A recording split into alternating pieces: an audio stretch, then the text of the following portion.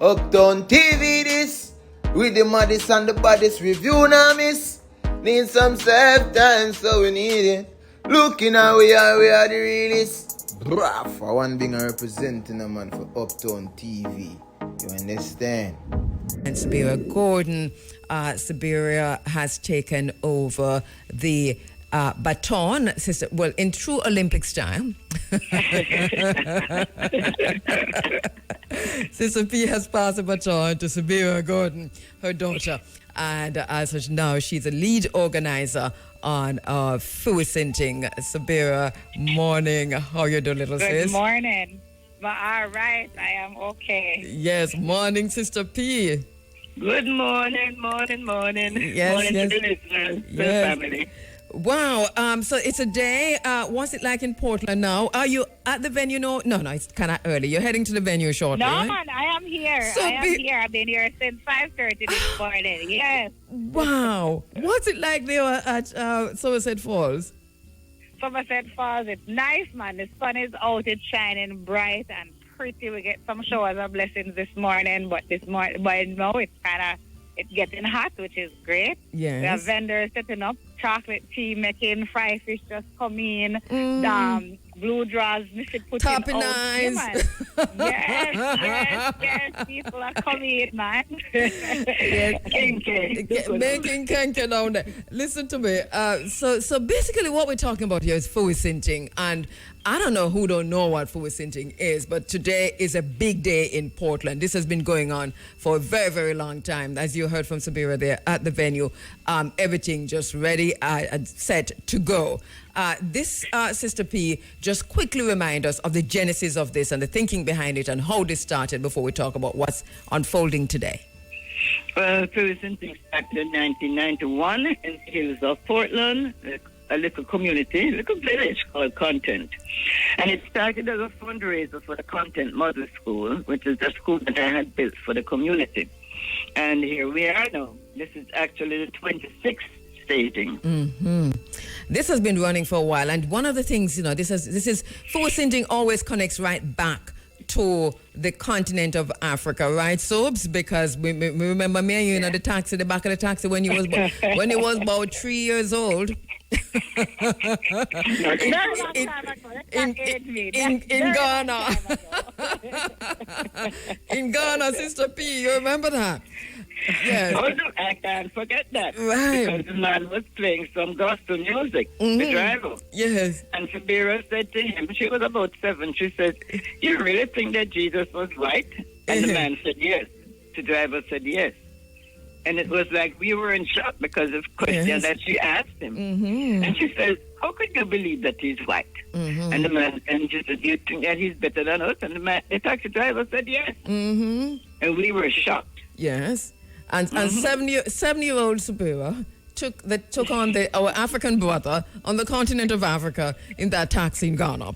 And here she is. And so it's and this is just to situate Siberia for our listeners to tell you, here you have somebody who is a Pan-African who is continuing the work of her mother on the island here. So today, take us through what today is going to look like.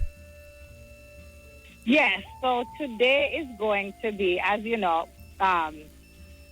I want to say thank you to everybody who has been a part of this event, specifically to Irie FM, who has been with us from very, very, very long time ago. And thank you, Kabu, for always being a strong supporter of the movement. Mm-hmm. So today we're going to have John Kono, Naya Bingi chanting sale. We have books. We have, there's going to be some kids events. It's going to be a great event that's very family friendly, and we're just really looking forward to having, back to where we were back in the day. We're going to have a Kumina station. We're going to have a Naya Bingi station. We're going to have turboplastics in a specific place. One of the things about Fuisinting, that we have to always remember, this is not a show. It is a experience. It is an experience, and you come, and we're not watching people. You can't hear the drum playing, and you don't move yourself. So I really want people to understand that this is it's an experience for all of us to be together and gather as Africans here in Jamaica and just enjoy the day. Enjoy the day with your family. We always say it's not the kind of event where you can bring your family and feel comfortable at this event. It's definitely a family experience. Right. And Sister P, for those who are coming from across Jamaica now, tell our listeners how to get to Fowesinting from the different areas, from coming from west, coming from east. Well, east would I know, but tell them still coming from north and south. If you're coming from Kingston, you come to the junction. And if you're coming from Montego Bay, you come to Ocho straight to Portland. So Kingston is through the junction. You know, we're in Hope Bay. Right. So Kingston through the junction, Montego Bay, heading to Ocho Rios, and straight from Ochi to Portland, so you're going back through Port Maria. And those coming from Mandeville, Manchester? I think they go through Runaway Bay. I am not too so sure. Still Ochi. They come through Runaway Bay and come up through Ochi that side. Right. Unless you're doing the... Oh, yes, right. Because even if you do the highway 2000, it's the same situation. That's the quickest way to get there. All right. So it's really smooth all the way. In terms of the road conditions, Subs, because you I think is a better position to tell us. Yes. Because you've been in and out. So now some road fixing have been happening. What's the conditions of the road? Because usually it's bad, but now? Well, what's funny is the fix on the eastern side coming in from St. Thomas. That road used to be not good at all because the coming people used to have to check, and it took them a very long time to get here. But the roads are much better than they used to be. When the junction, you have to take your time. You cannot rush around the junction. Yeah, the junction is what it is. Junction is what it is. There's not much you can do about that. But other than that, the roads are great. The roads in Portland are great. And I think, for the most part, everything should be pretty clear coming in. Obviously, there is an entrance fee today. Yes. Talk about that. Yeah, so at the gate, it's $2,000 for adults and $1,000 for children. All right, so 2,000 and for we're adults. giving away 15 tickets to students who come with their IDs. All right, so the first 15 students, put it that way, who come with you. 15 students with their IDs. Right, who come with your ID, you have a ticket to go in free. Wow, that's really nice. That's really great.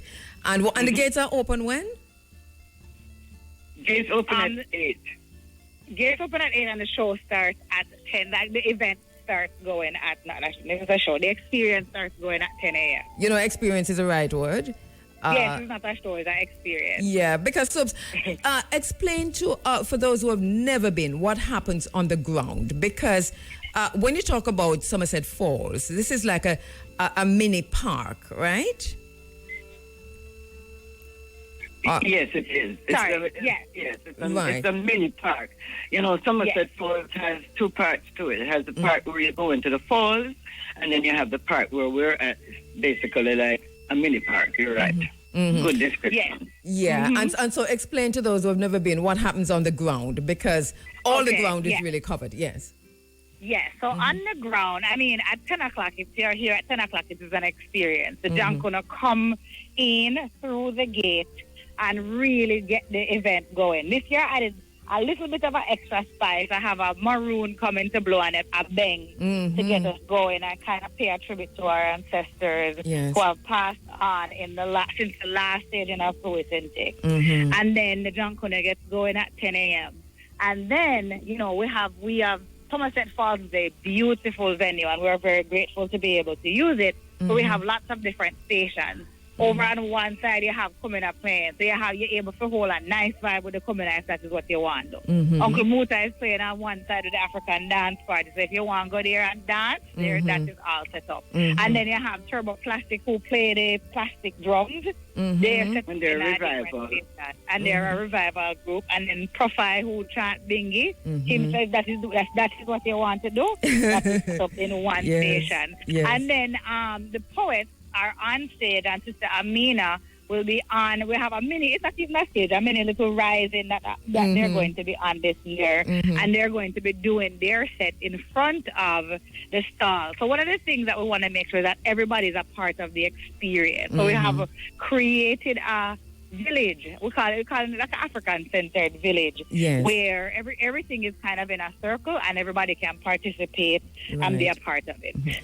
And there's so much happening all at once, not least of which is the African marketplace. Mm-hmm. Right, because which includes the African food place.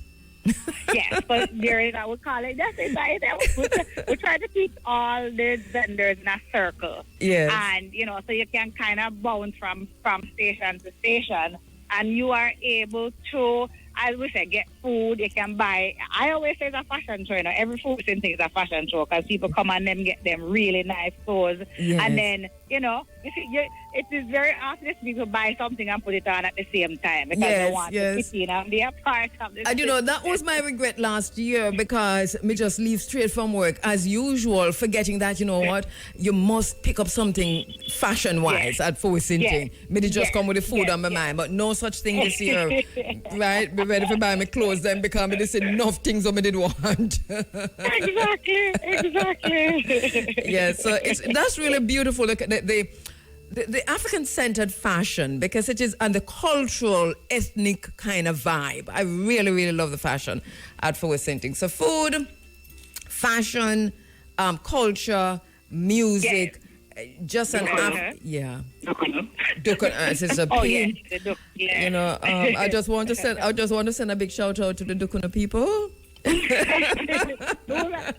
sis, never make sure them save your piece, Look here, please. Your piece. Yes, and I also want to shout out the turn cornmeal people. Okay. And it's the Dukulu, I made sure that they are basically, they come in early. As soon as you say that they're ready, they're ready. Yes. So that as you come in, you don't have to go too far. Mm-hmm. All right. There you go, Sister P, because exactly. I am not eating anything at all before I come down there. Because I want turn cornmeal and Dukunu and so on. So what about the hot beverage? We can't get hot beverage though. Listen, I am waiting by Mama Fire for the chocolate tea. Mama Fire are coming. Yes, I am waiting. Well, just like our generation, Mama Fire really take over for Mama Fire. So really, I will say. Yes. So you're waiting for your chocolate tea right now. For the chocolate tea, exactly. There you go. We also should mention that the Junkuno is a second generation too. Mm-hmm. He has taken over from his father. So really has taken over from Mama Father. Sabira has taken over from me. And it's good to see that, there's a continuation. Yes. One of the things that I want to mention here is, we actually lost 3 people. 2 that was basically a part of the Sinting. Yes. 1 that was a part of it in the early years. Yes. And what we want to do is Turbo Plastic is really a revival. And so, we never gave them, we never had that setup for them. Mm-hmm. So we want to sort of recreate that setup with some of the setup songs. And yes. So we're going to hear that today. We're going to be hearing that today. All right. And for me coming, I'm going to get no coffee kind of thing. All right, so... All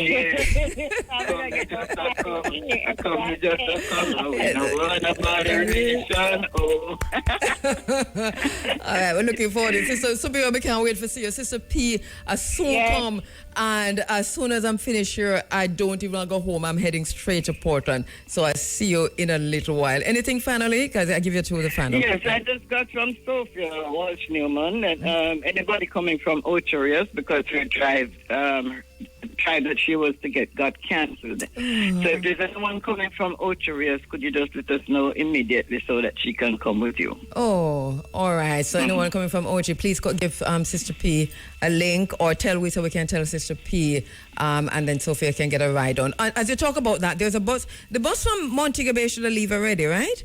Yes, the bus. I was just first that you can probably catch Miss Parchment bus from Montego Bay. Right, because to get in touch with her. Because it's coming through Ocherius. So Sophia, the bus from Mobay coming this way, So you want to link Parchy, Sister Parchy? That would be a good idea. All right, so you'll do that, Sister P. Link Sister Parchy, and we can put Sophia on the bus. Okay. Right. Any other transportation issue that we want to talk about? No, we know that Tuesday and Paxton, she's coming from Ocherius also. Okay. All yes, right. we'll try. We'll help our Sister Sophia. Yes. All for right. Sure. So if anybody's leaving from Kingston and you want us to talk about that, Sister P, you can just send me a quick text. Okay. And so on. If any bus is leaving from anywhere that people can travel with to Portland and they contact you, just send me a quick link so I can announce that. And we'll see you Thank shortly. you ever so much, Kabu. Yeah. You have been such a good big daughter. Sister P, it's true. You're a good mother, and so to my little sister Soaps. I'll see you Yes. shortly. Yeah, I have a will good. see y'all soon, and Yeah. blessings and thank you. Looking forward for this to be a wonderful event today. Yes. And thank you to everybody who's been with us for as long as I didn't even remember it was 26 years. 26 years that we've been doing this. 26 Staging, yes. Yeah, 26 staging, 26 Yeah. staging. Soaps are coming through the side gate, or You're coming to, your name is on the list. You're all right. You're all right. I see you both in a All See you both right. in a while. Okay, take care. All right. Okay. Good morning to listeners. All right. Bye-bye. All right, so that's it. Forward Sinting is on today in Portland. It's Somerset Falls. Wow, it's always a beautiful day. Just make up your mind for come. Put on a long frock. If you don't have a long frock, put on a shorter one, but not too short. It doesn't even matter. Just put on something and come. It's a cultural event. Tie your head, wrap your head, put on one hat, take off your hat, put on one cap. Just come. It's a really, really cultural vibe. It happens once per year. It's a gathering of the Pan-African family. It's a space where the African-centered, cultural, Pan-African, all our way, just gather at this place and enjoy food and fashion and music and just a day in that beautiful space, which is Somerset Falls. All right, so in the middle of the Olympic Games and so many things happening around us, we witnessed what can only be described as race riots. Of course, out of racialized politics and racialized media and a racialized space. So the race riots in Britain didn't come to me as a surprise. The fires that burned, they were burning down, setting fire to almost everything they could find. All right, do we have Eugene Kelly? Let me see. All right, no. So, so this is what unfolded in Britain, and I know they're calling it Farage riots, they're calling it, race riots, they're calling it criminality, and there's so many names that they've given to this. Long and short of it is that these were race riots. These were racist people who took to the streets to protest in the most violent of ways against others. And who were the others? The others were black and brown people. They say brown because, this is a politically correct thing to do, and the brown mean not African people, but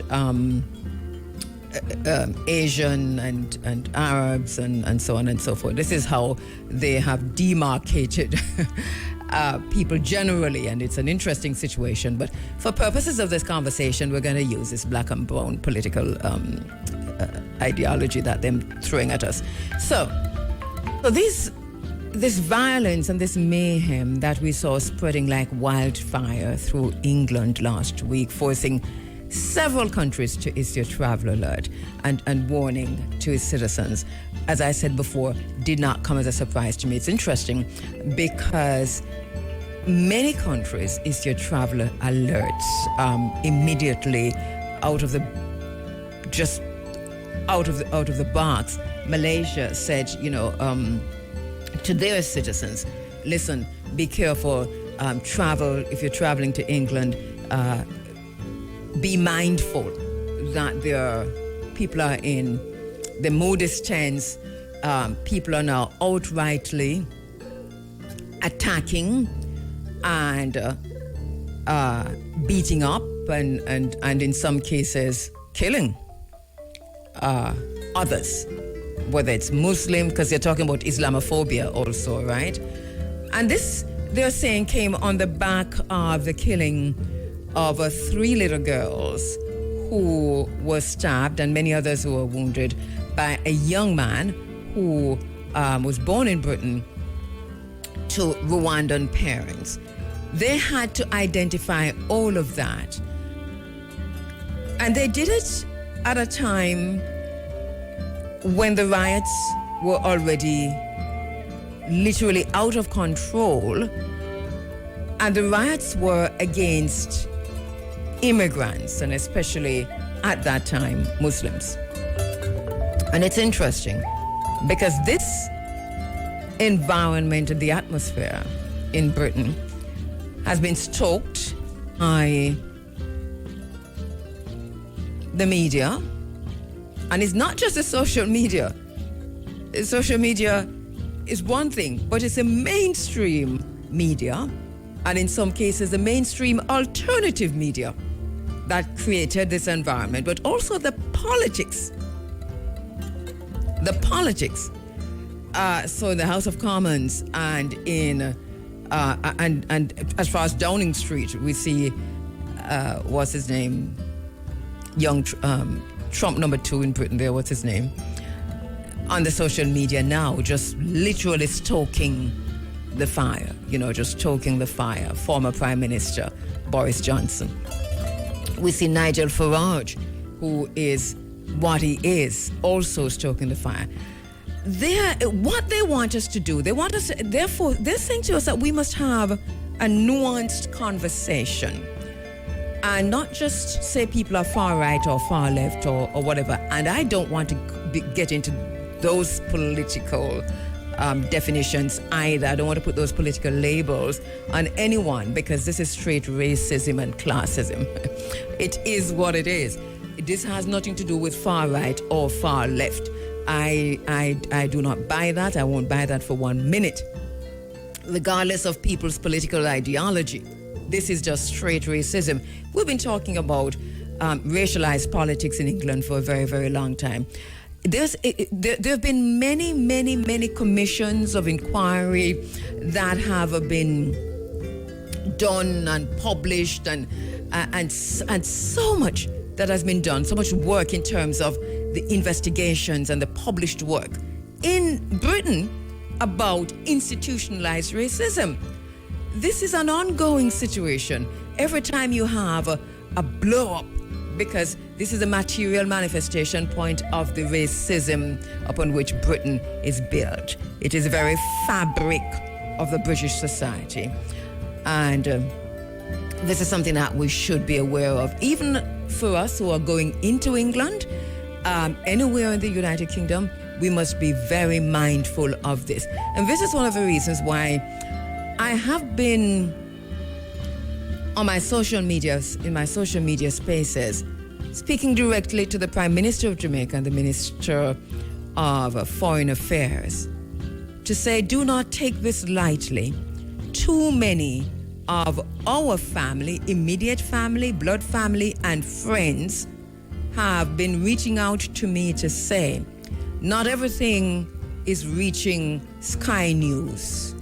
Not everything is reaching ITV. Not everything, and BBC is worse. It's the worst of them all. It's hardly covering it at all. It's like it's not happening. But not everything is reaching the mainstream media, and you're not seeing everything on the social media either. But we are afraid. We are afraid to leave our homes. We're afraid to walk alone. We're afraid to interact. We are living in fear. A lot of Jamaicans have reached out to me, a lot of Jamaicans in the UK, and have said this.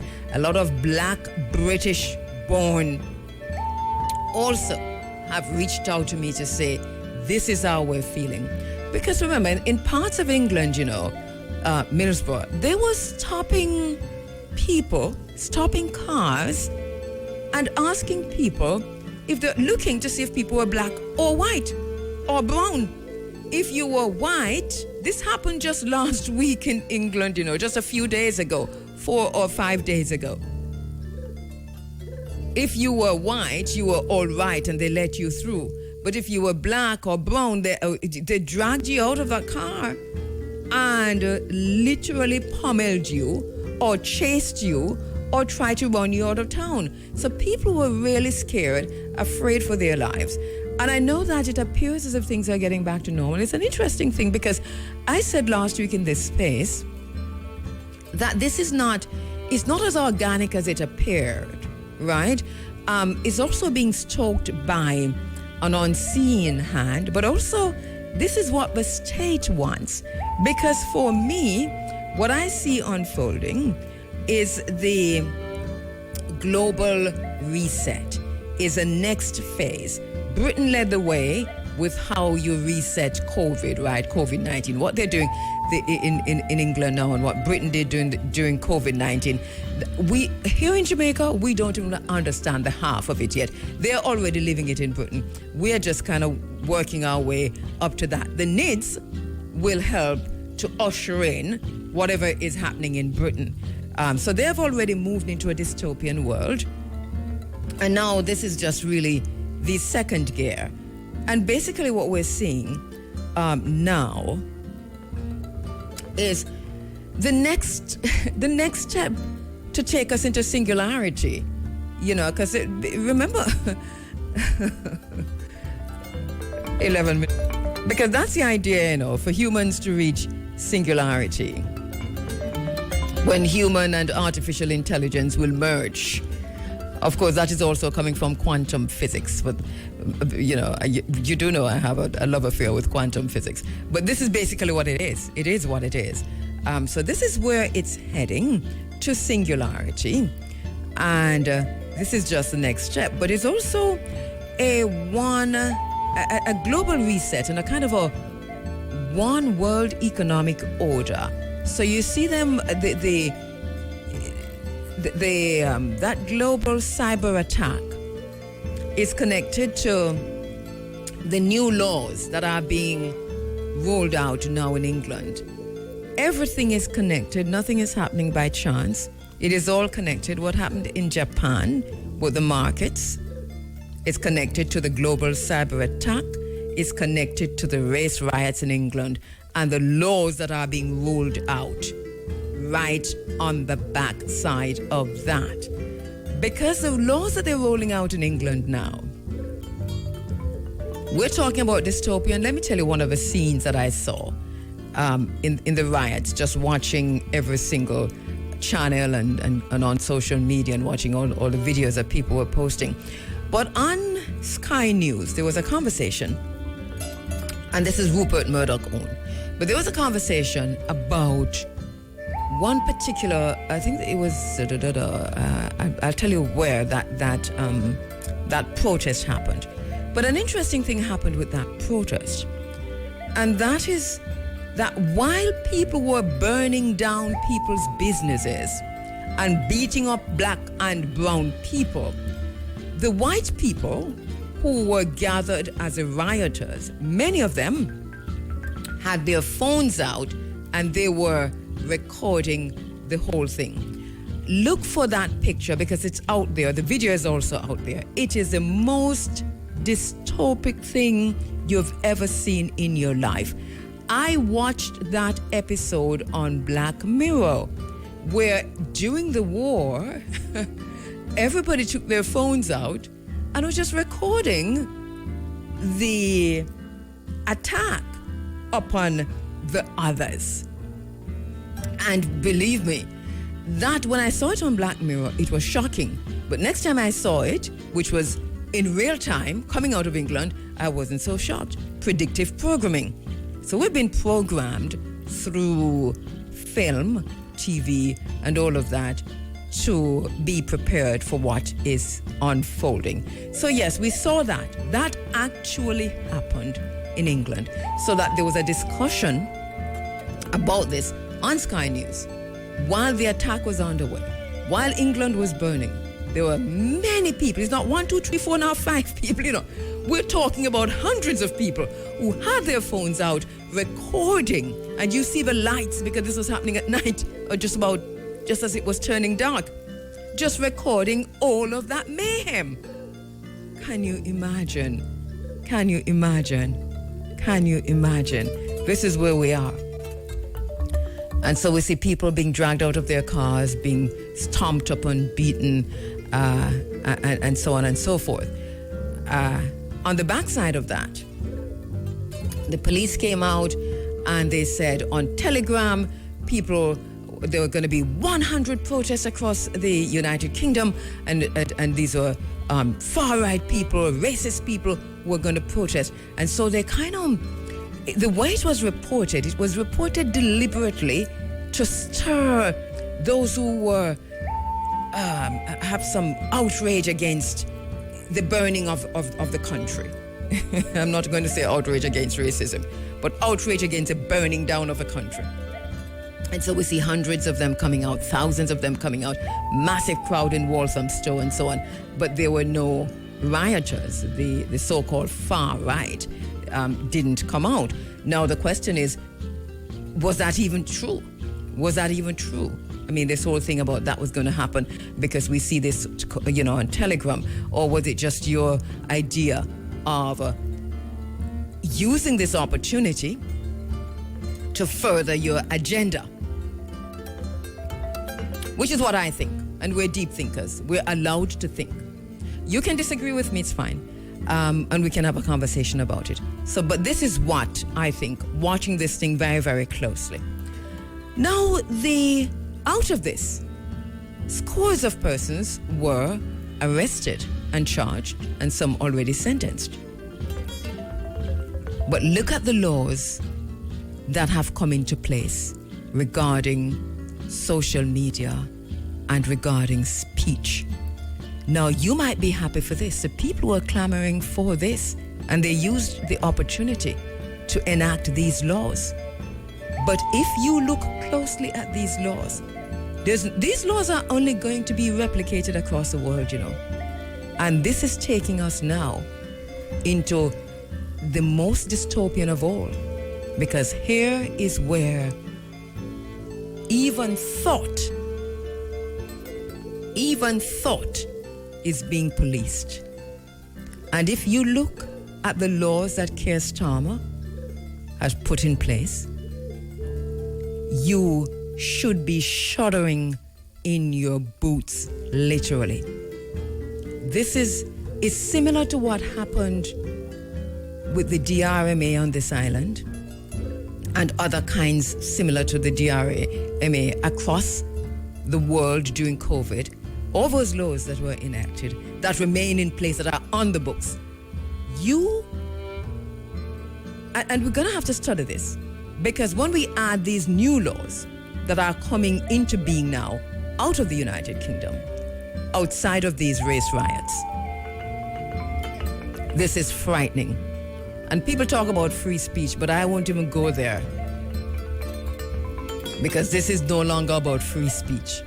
This is now about the one world order and the control. The control. This is exactly the plan.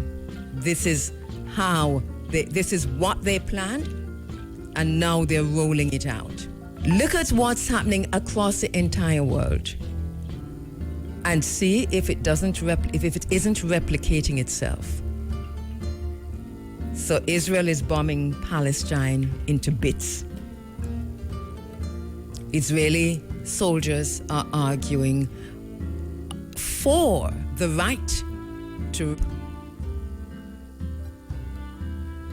prisoners. The mainstream media is reporting on that, because the first time you saw that on the social media, you're thinking, nah, not until the mainstream media picked that up and you thought, oh dear, it is true. Look across the world and see what's happening. There is, the entire world is gripped by this war against the other. And those who are leading these wars have only one thing in mind, and that is to enslave the rest of us. And already the laws are coming in. And then and it's easy to do because of the digital technology, because of the robotics, and because of AI and singularity and so on. But this is where they're going. Why is Elon Musk so involved in all of this? These are questions that we must ask and answer. I have to take a the Sky News is reporting this morning that the impact of they're calling it far-right riots, but these are race riots, and they deliberately don't want to go race or racism because then they're going to have to address Meghan Markle's situation. Anyway, so they say the impact of the far-right riots seen across the UK could be felt for months and years to come. This is according to the Justice Secretary. And they say the Justice Secretary has warned, made the remarks in a piece for The Observer, as courts have been working extended hours to deal with rioters who were charged by police during the disorder. One of the things they've said is that they're going after hate speech online. They're going after those who are tweeting, especially on X, on the social media, whether it's X or TikTok or wherever you are. And so they'll determine what is hate speech, right? And this is the danger of this. So on the face of it, it seems okay. But in a few minutes, it will be affecting every single one of us who are in the struggle for liberation. Well, we saw them name Dr. Sebi. Dr. Sebi was called what was he called? They had an entire list that they put out of terrorists. And Dr. Sebi was on that list. I saw that with my own two eyes. So I'm not even asking. So there are times when they might put something out, and as they are doing now in England, and it seems as if it's for the good of the people. But on the other side of it, it's just part of the agenda, the wider agenda. So what we're seeing now, they've got hundreds and hundreds, 700, over 700 persons arrested. They've charged up until last night 349 persons, and they're saying they have more charges coming.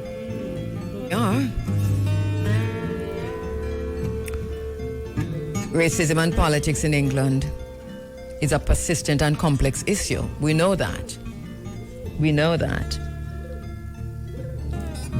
And we can put it in the historical context. We can talk about England's history of colonialism, of slavery, and of course, on the backside of immigration, which we witnessed during the Brexit debate, this complex web of racial dynamics led by none other than Nigel Farage. And this is why people are calling these riots a Farage riots. I don't mind calling them that myself. It's not funny.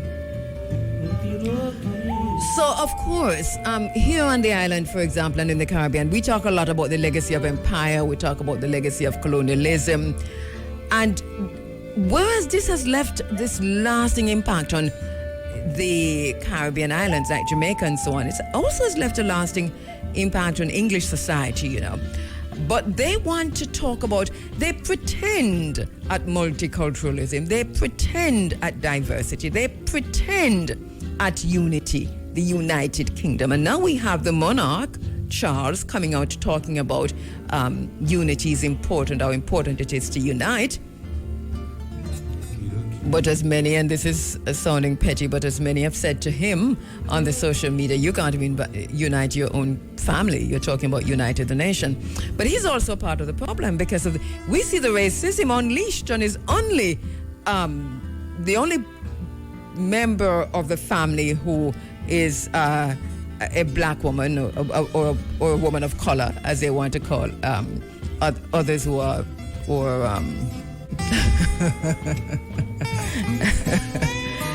we see the same thing happening with Kamala Harris in the US, but that's another story, and we'll get there at some time. Right, so we're just coming out of the Windrush Scandal, and there's a young lady on the social media who's done a very good job of just putting things in perspective by saying, you're talking about getting us out of here. Do you know why we came? We came here because your men were killed in World War II. And she goes on and on and on about this. And it's brilliant, if you ask me. Brilliant. That has gone viral, I think. But we're coming out of the Windrush Scandal. And if you remember that the Windrush Scandal exposed the wrongful deportation of Commonwealth citizens. And we had many, many conversations here in this space about that, the ongoing struggle for justice and recognition by black people in England. So we see the racism in their politics, we see the racism in their media. Of course, there's Islamophobia. Of course, there's xenophobia. Of course, there's systemic inequality. Of course, there is political, and whether it is far right or far left nationalism, but it is there. And so that what we see unfolding now on the back of this portrait that was done at the beginning of Charles's reign, of him just in a burning fire. Remember that portrait of Charles? That portrait that we all talked about, and everybody said that it looked like he was in a burning fire. And it looked as if this was a king who was going to be a war king. And it shouldn't be like that. Remember we had that conversation? So why have you put this man now in this burning fire? And now we see England burning. And so everything is connected, as I said before. All right, we're back with you inside of the Africa Forum, and we want to go to the phone lines now to speak with Sujay Boswell, a passionate advocate for community development and youth empowerment, making significant contributions through his extensive collaboration with various government ministries and agencies. And he's now joining us online. His dedication to youth engagement, we can see that through his past roles as former head prefect of Monroe College. He was elected 3 times as president of the Students' Council at Monroe College, and a recipient of the Prime Minister's Youth Award. Very, very involved young man. He's also a member of the Constitutional Reform Committee for Jamaica, where he plays a crucial role in shaping the future of a nation's governance. Professionally, he's program manager at Grace Kennedy Limited, where he works closely with the company's foundations on philanthropic initiatives. Good morning, Sujay Boswell. How are you? Hi, good morning. I'm well, thank you. Good morning to your listeners. All right, thanks so much for joining us inside of the program. Hey, so Monroe, I'm looking at that and I'm thinking, but if Sujay is at Monroe, then Sujay might have been in RFM studio before. No? It's very, very possible. It's quite possible that I may have been. Yeah, we partnered with Monroe for so many years. Monroe students were hosting this program every single May. There were a few programs that Monroe hosted, but right. So good pedigree. But there's some things happening now as a past student. You don't come to talk about Monroe, but I know Monroe really suffered in the hurricane burial. Any information on that? You know what's happening there, past student wise? Yes, the institution did suffer significantly in after the aftermath of burial, and as old boys of the institution, we have been getting together to support the school. I know that a number of your groups as well as houses have been pooling together to raise and make donations to the institution, and I've seen that the mayor of Kingston, who is also a Monroe old boy, has, with another old boy, partnered to raise $1 million for the institution. And there have been a number of donations that have been coming in. In fact, my generation, which we consider ourselves to be the young generation, we used to actually call ourselves the campus chapters, being University of West Indies, Mona Campus, and UTEC. We've raised $200,000 among ourselves, the younger generation of old boys, to support the institution. So I know from an old boy's perspective, we're doing our best to garner some support to support the institution in this time. Okay, that's brilliant news, good news. that the old boys are getting involved. I'm very concerned. I hope that, and I know you're not here to speak for Monroe, but I really do hope that by September things can at least, we can see something happening there. I can just imagine how concerned folks are regarding the destruction there. Significant damage, as you said. Absolutely. I mean, for all of us as old boys, the institution has shaped us in many different ways. It has been the cornerstone of our holistic development. When we were going to the school, we were taught something very simple, but very impactful. We're young men of honor pursuing excellence and leading by positive examples. And that has been the foundation and a critical pillar for our own development as students and as citizens of this great country. All right, you're going to be here on Sunday. You have been invited by IRFM to be a guest speaker at IRFM's tribute to Marcus Garvey. But before we talk about that, and you're invited in your capacity as one of the members of the Constitutional Reform Committee. How did you get there? Did you apply for that job? well, no, I didn't. Yeah. The Prime Minister would have announced a committee last year, March 2023, and I would have been one of those persons who would have been appointed to the committee. I've been involved, as you would have described earlier, for a very long time in youth development and youth in the youth space. From high school, I would have been involved. I was a part of the Survivors Police Club in my hometown in Hendon, Norwood, St. James. And I'd have been serving in very numerous capacities as a youth leader and a youth servant because the young people of our country have a very important role in the advancement of the country. And so for me to have been appointed to the Constitutional Reform Committee was really a privilege and an honor to serve our country in this way. Yes. The Constitutional Reform Committee is by far one of the greater activities that I've been involved in because this is not just about me as an individual, it's about the people of the country and service to the nation. So when I was appointed, it was really a shock and a surprise, but I understand why I'd have been appointed given the years of service within the youth space. So in a way, you really represent the youth voice and the youth perspective in the space. What was the journey like? Because we saw the town halls. We know that the document is out now, and there's a whole lot of conversation around that. I've watched you, for example, in a conversation right after with others talking about just this very thing of what this involved and how the contribution that you yourself have made to the process. So tell me about that journey. What was it like? Well, when I was appointed to the committee last year, I made absolutely clear that I am not a singular voice for the young people. So when I make representations at the committee level, it is not Sujay's perspective. It is based on the information that I would have garnered from those who I would have interacted with. I've made it my best duty to interact with youth from the political youth parties, from non-aligned groups, from youth advisory councils, from the National Secondary Students Council, from the Jamaican and tertiary students. And so that has been the method of approach for interaction. So it is not just a top-down where the Constitutional Reform Committee communicates to young people from a top-down approach, but the youth have an opportunity to inform what is taking place at the CRC level. And that has been my approach as the youth advisor on the Constitutional Reform Committee.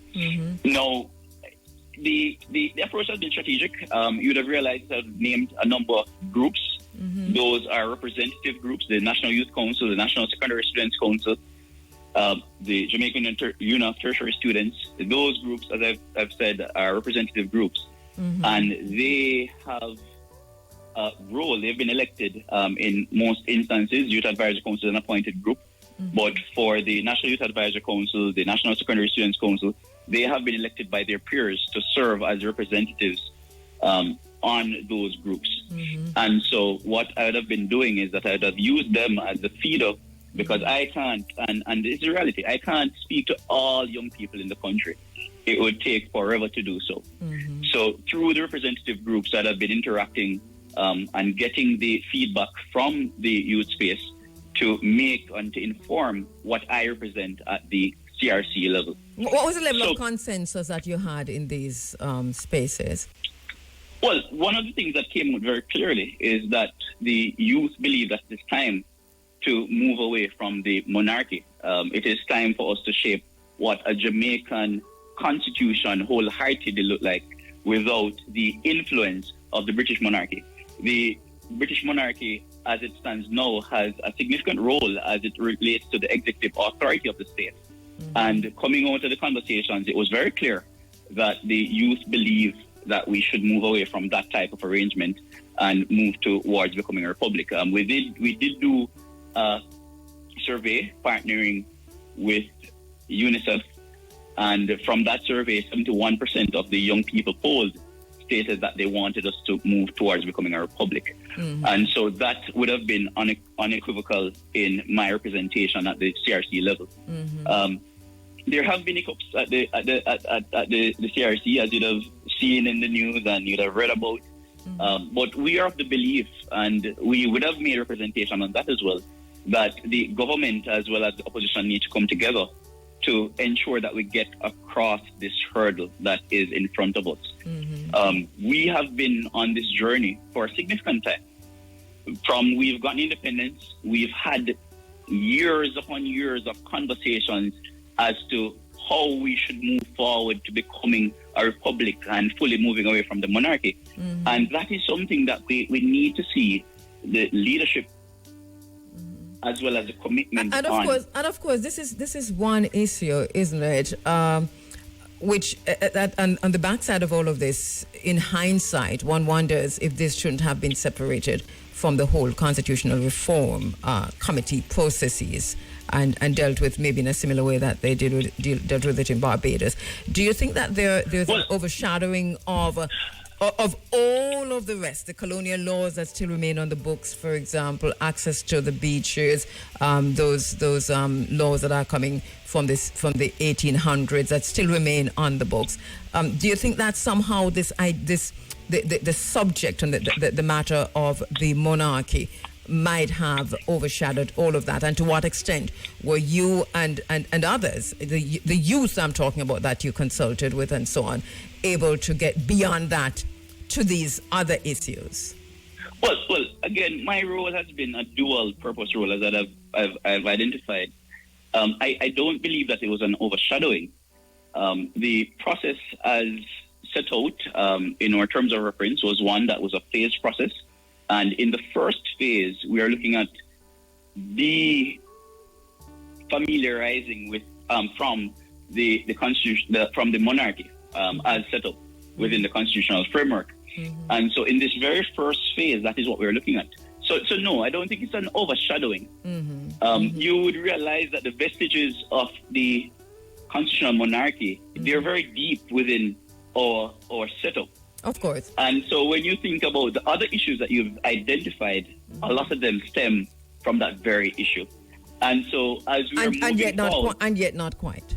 And yet not quite. Fine. But I take the point you're making, I understand you, and I don't want to preempt your message on Sunday. So let me just go there to say what. I just wanted to clarify as well that the how the Barbados setup was a bit different from what we require in Jamaica. So within our framework, we require both the Parliament to vote on the matter. Within the Parliament, the House of Representatives as well as the Senate, and also for the people to vote on moving forward. So the Barbados framework just required the Parliament. There was no need for the people to participate in a referendum. I just wanted to make it clear for the listeners. No, but No, but you notice I didn't mention referendum because I didn't go there at all because I know that's two different things. No, I meant to separate the two things because constitutional reform and I talked about all the colonial laws that remain on the books, and so much that we have to do, that in just the entire conversation that I've been following since all of this started, that the issue of getting rid of the monarchy as a head of state, that to me, as a journalist in this space, that has overshadowed the conversation and even the understanding among the ordinary Jamaicans on the street about what all of this was about. So the two things were conflated, and this is, to me, at the beginning, I remember having a conversation with Professor Rosalie Hamilton in this space, and she raised this point, and I said to her, but for me, I mean, I was right where you are now, which is to say, no, but the fact that it's happening, I think it's a great idea, so let it happen and let's see where it goes. But in hindsight, I see the point she was making. There really is a confusion in the minds of the masses of the Jamaican people. But that aside... Well, let me see if I can help. Because, as I've said before, we are doing a phased process. And the reason for phasing is because, one, we want to get rid of the vestiges of the colonial past within the constitutional framework. And then the second phase will be looking at those issues that you've been describing as to the rights issues. Mm-hmm. That has been very clear from the onset that has been the approach. Yes. So the process of Jamaicanizing the Constitution is beginning with removing the colonial past from the framework. Mm-hmm. And then we look at the other issues. So it's not a conflict. So to say phase 1, phase 2... Phase 3, right. Phase 3. Right. So it's a process. Yeah. It's not going to be complete at the end of getting rid of the constitutional monarchy as the framework of governance within the country. It is a process that we have embarked on. Let us now go to your presentation on Sunday. What can we expect? Well, I must say commendations to IRFM for organizing this very important day of activities around a very important and critical being to not just only Jamaica's development, but Marcus Garvey, somebody who would have advanced matters relating to the black consciousness across the world.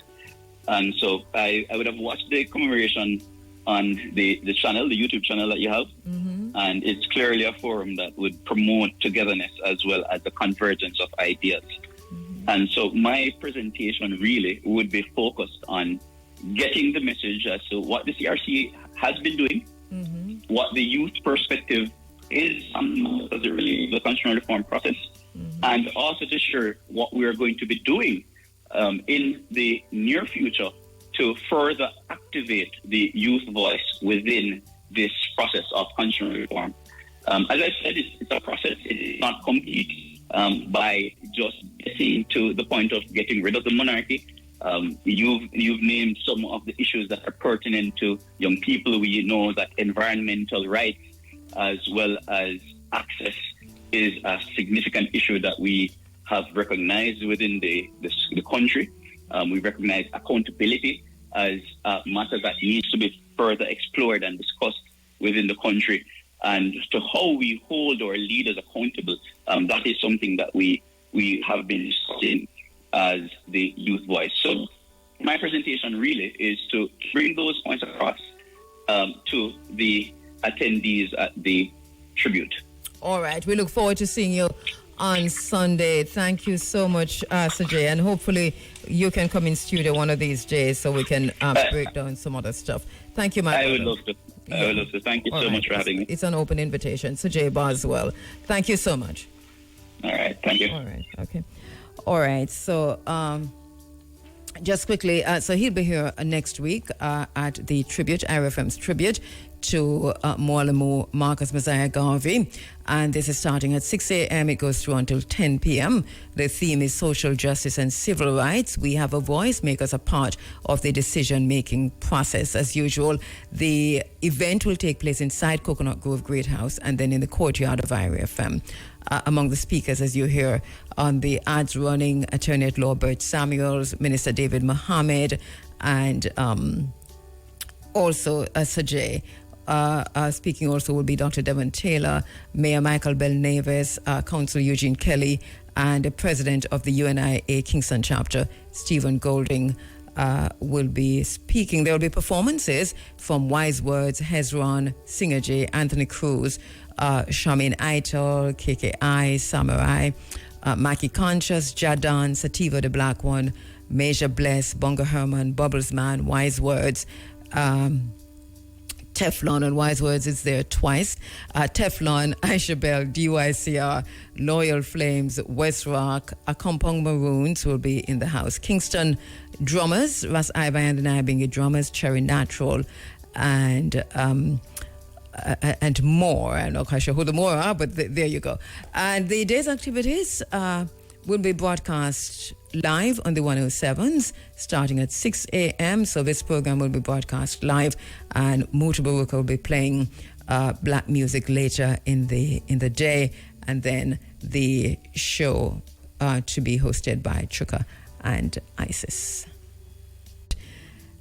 So Donald Trump is announcing that, or reporting that, one of their many websites was hacked, that Microsoft is telling them that one of their many websites was hacked. Remember what I said about everything connected. Well, smoke and mirrors, 3-card game. And and that is not to say that they won't. I'm just saying, how do they do it? Openly or dark web-ish? How you it makes no sense whatsoever. Your website could be hacked, but saying it's Iran is just straight out taking the rest of us for idiots. Once again, this is my thinking. I'm entitled to a Pan-African opinion. Just my thinking. It's a ruse. Let us see what comes out of it on the other side. Interesting situation unfolding around us, and that is the social media action of Elon Musk. What do you make of it? I know we're all deep thinkers here. What do you make of it? While the African Renaissance continues, in the Congo and Cameroon and Sudan, they're still waging a war for our minerals, and our people have turned against themselves. And so this is an ongoing situation. These are interesting times, as a Chinese would say, because we're literally bearing witness to a global reset. We are in it. We are part of it. We are enabling it or not. We can't stop it. It is what it is. What we can do, though, is to take care of our own, which is our family, our communities, our nation, our region, and our continent. This is a time when the continent and the diaspora really need to move beyond cultural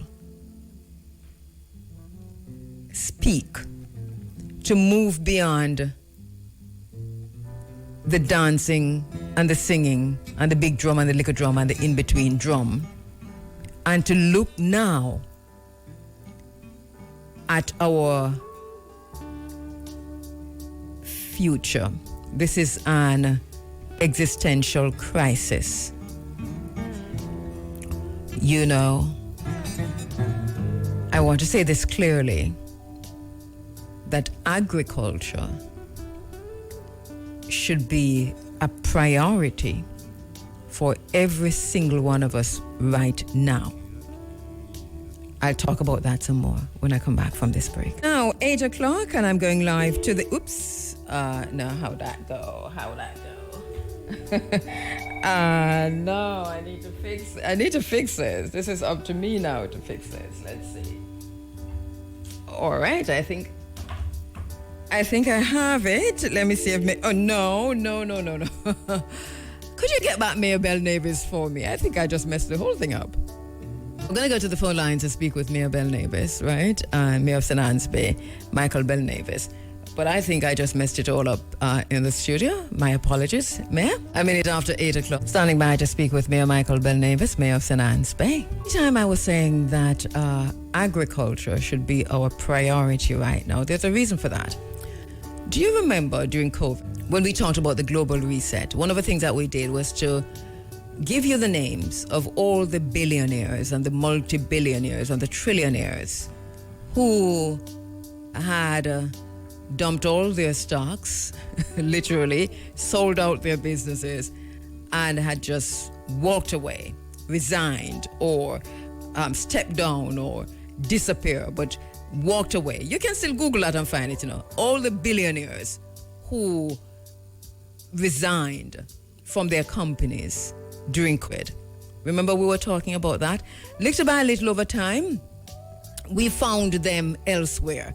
We found them over time in cryptocurrency.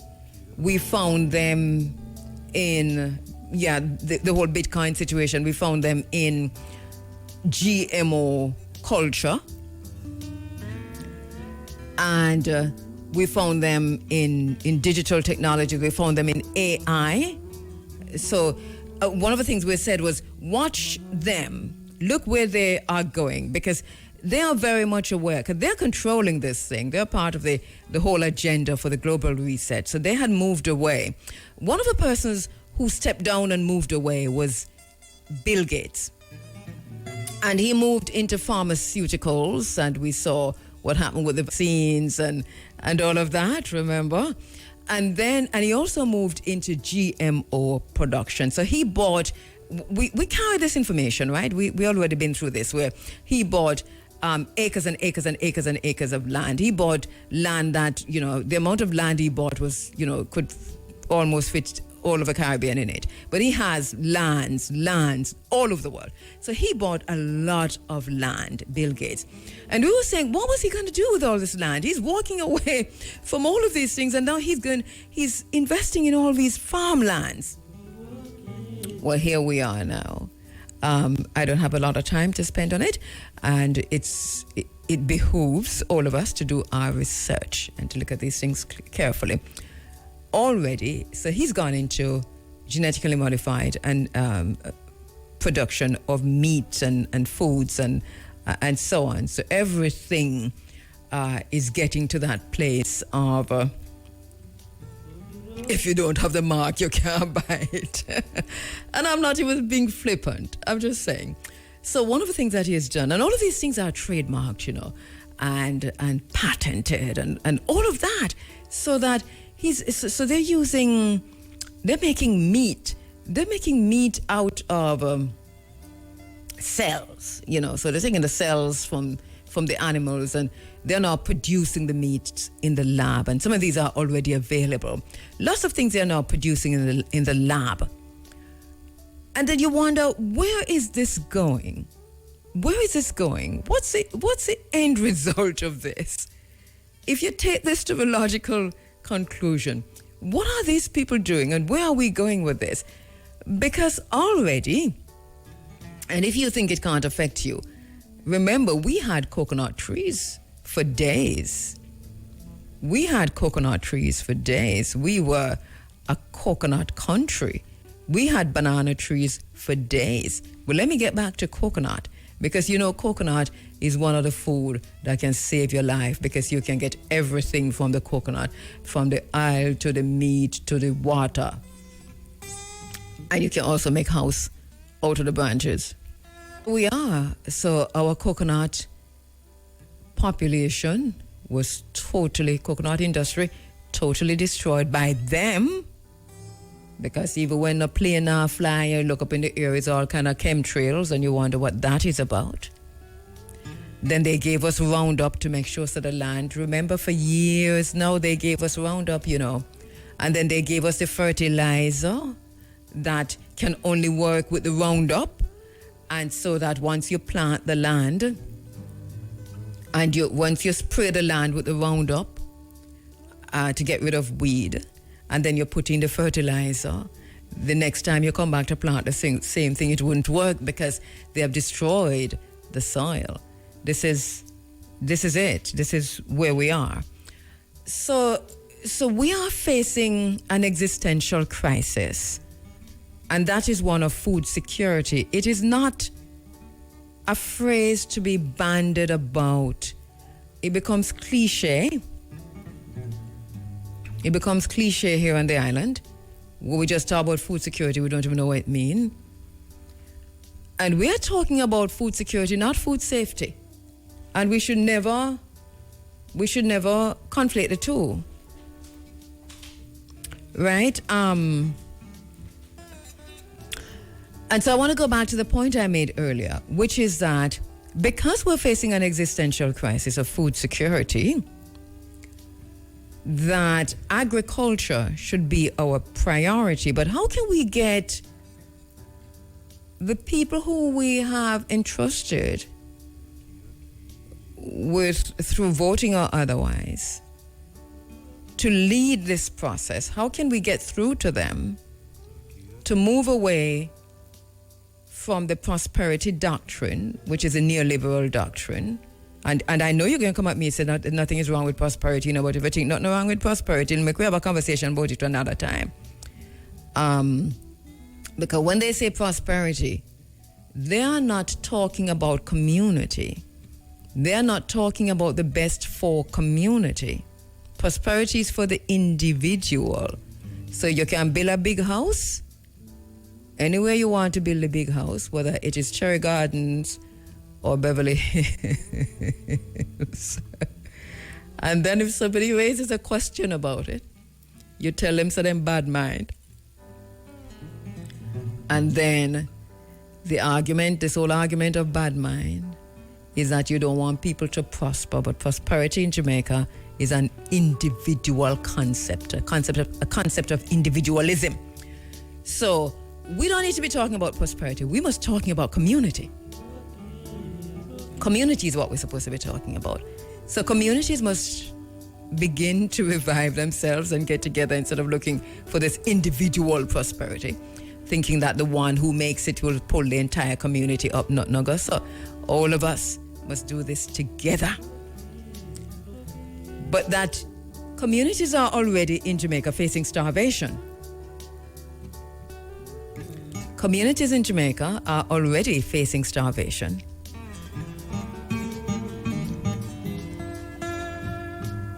And dependent now on patronage from the state.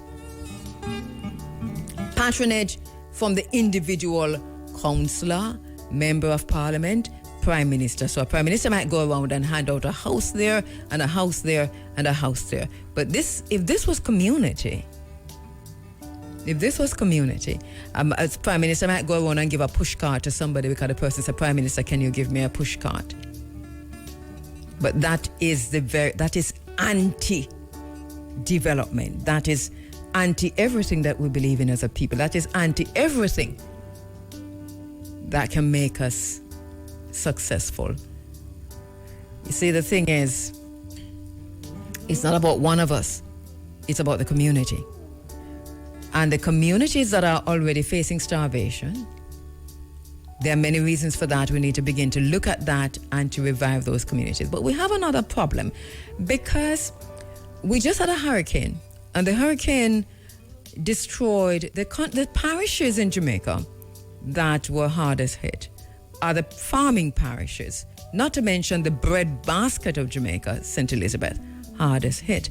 And then you have St. Mary, terribly hit. So we have lost so much in terms of our farm produce. And what, in the long term, what this means for us, I think we haven't even begun to compute. We don't even understand what this will mean for us in the long term. So we already have, but outside of burial and outside of all of that, I mean, burial compounded the situation. We already had communities that were facing starvation. A lot of these communities are based in Kingston. So we're going to have to look again at the model. But the model for us in this existential crisis that we're facing Bill Gates understands this, and this is why he has walked away from all of what he had going on there to producing food. The way he's producing food is for them, not for us. We can't eat that. If we eat that, we die. So the question we must ask ourselves is, how are we going to do this? Because we can march and we can protest and so on, but at some point we're going to have to begin to do leaderfulness. And at some time we have to be mature about how we get together and how we do things together, how we sankofa, how we return to the source.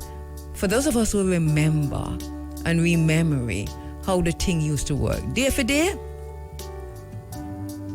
let us also encourage our children through whatever processes that we're going to use, whether it is through the high school system or whatever other system, instead of encouraging them from the classroom through the back door of the hotels into tourism, that we encourage them to start their own businesses in farming, so that farming is a wide range of things. Those who planting, those who making the science of it all, the chemistry and the science of it, that is that level, because the manufacturing process.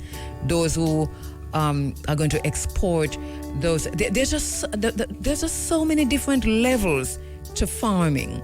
But the core of it is our ability to feed ourselves. At the end of the day, because we're entering into the new global reset, and if we watch the global situation, we have a very good idea of where we're going. So because we're entering into that, we must prepare ourselves for this. We have already lost all of our seeds, if not most of our seeds. Not Nago anymore. Somebody asked me about papaya the other day. We don't even have papaya for feed ourselves anymore. We have papaya, which is GMO. A lot of the things we eat and we buy in the supermarkets now, the ground provision, no, you can hardly get them on the roadside anymore or in the market. Everything in the supermarket. But you notice the planting them can't even peel. If you buy planting in the supermarkets now, you can't peel them. Why it is that you have to peel planting like you peel mango? Planting not supposed to peel, so you're supposed to, cut down one line, cut down another line, then take your finger and peel it. But you can't do that anymore with a lot of these plantings. So I'm saying this to say that even the banana and the planting and so on, what they're doing to it and what they've done with it means that we're not going to be able to replant or to plant no sucker or do not like that pano Roundup land, because they've made it so, and this is what they've been doing for years. We are now reaping the whirlwind. So this is it. I want to underscore again that agriculture must be our priority. We must prioritize agriculture over tourism. It's going to be hard to make that paradigm shift as a nation, but what if we begin to think about it at least? What if we begin to think about it? Tourism is a fickle industry, as we saw during COVID. We cannot hitch our wagons to tourism or else we will die. Because the next pandemic, and now they're rolling out COVID again. Do you notice that? Listen, you just listen to the 1 and 2 and 3 stories coming out from the Caribbean and coming from different spaces of how many, they're counting again. How many people have COVID? How many people die from COVID? Why are they counting again? Because it has never really gone away. It is what it is. So, but now it's gone back in the news. So watch them, because they have a plan. Also, they're coming out with this massive story now out of the continent of Africa about monkeypox. It's a big story, That's another one that's coming out. And then they're talking about the X virus. The whole conversation has come up again about this virus, whatever virus it is. Bird flu is also a big thing that is in the space right now. So however they plan to do this, it's happening. We can't stop it. We won't stop it. But what we need to do is to be able to feed ourselves. Another thing is that, and I do have to go to a break, but another thing is our water sources. We must protect our water sources. We must protect our water sources. As it is now, our fresh water sources, rivers and gullies and so on, are being sold off to foreigners, and this is not xenophobia. It is what it is. Where does that leave us with what we are facing ahead of us? So there are so many communities that are out of water now because the water sources are being sold off. So we have a water politics happening here on the island, and they know very well what they're doing. So do you know what you're doing? That is a question. I say once again to St. Thomas that you were left mainly with your water sources for a very long time. But St. Thomas is being developed.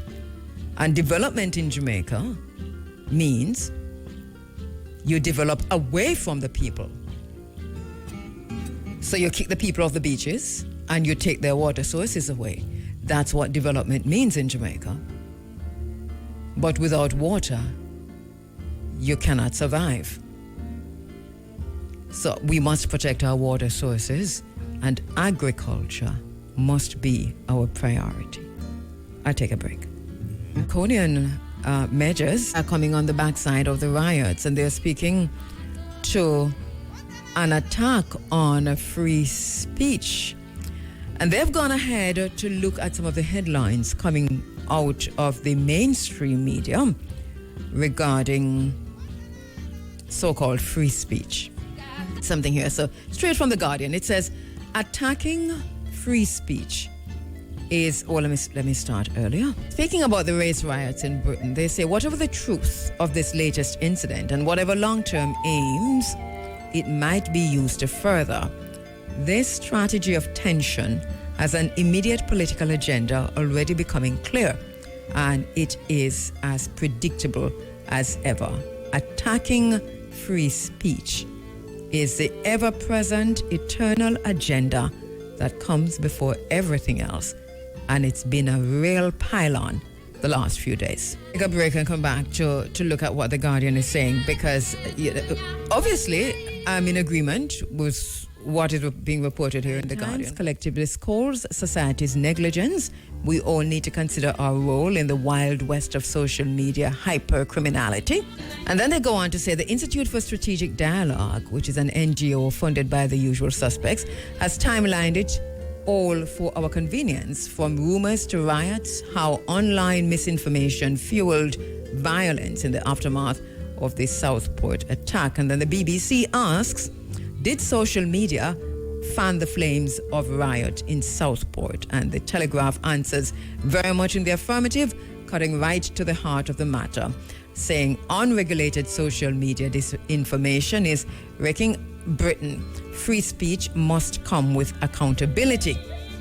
The Guardian goes on to say the Times skips past establishing the problem right to apportioning blame. Who is behind Southport's social media storm? And can they be stopped? And then The Guardian has decided the answer is TikTok and AI. How TikTok bots and AI have powered resurgence in UK far-right violence. The New York Times demands to know what social media companies are going to do about it by saying the UK riots were fomented online. Will social media companies act? And so on and so forth. So on and so forth. But then they go on to say, and preventative action, criminal behavior orders to restrict movement, and then to say, and this is Keir Starmer, also let me say to large social media companies and those who run them, violent disorder whipped up online, that is also a crime. It's happening on our premises, and the law must be upheld everywhere. For The Guardian, offguardian.org is saying this is the beginning of a new crackdown on digital free speech and real-world protest. And I agree with this, but I think it goes beyond free speech because it ushers in this new order. This is basically what this is doing. The Off Guardian did talk about that. The surveillance state ramped up because now you're taking that to the social media spaces. And what does that mean for the world at large? Because we have precedent. We saw what happened during COVID. We saw that, and we saw how the world rallied together. Let us not make the same mistake again, because for me, I still can't get over how academia in particular, I wasn't shocked by anything as I was shocked by how academia fell into the trap of the whole COVID-19 vaccine situation. I am still trying to wrap my head around this. That it was the professors and the academics and the lecturers. It was academia that immediately stood with the mafia, which is the pharmaceutical mafia, made it so that government could enact draconian laws and measures through the DRMA on the people of Jamaica. And then you wonder, you wonder about Walter Rodney, Devon Taylor, Mayor Michael Belnavis, Councillor Eugene Kelly, and Stephen Golding.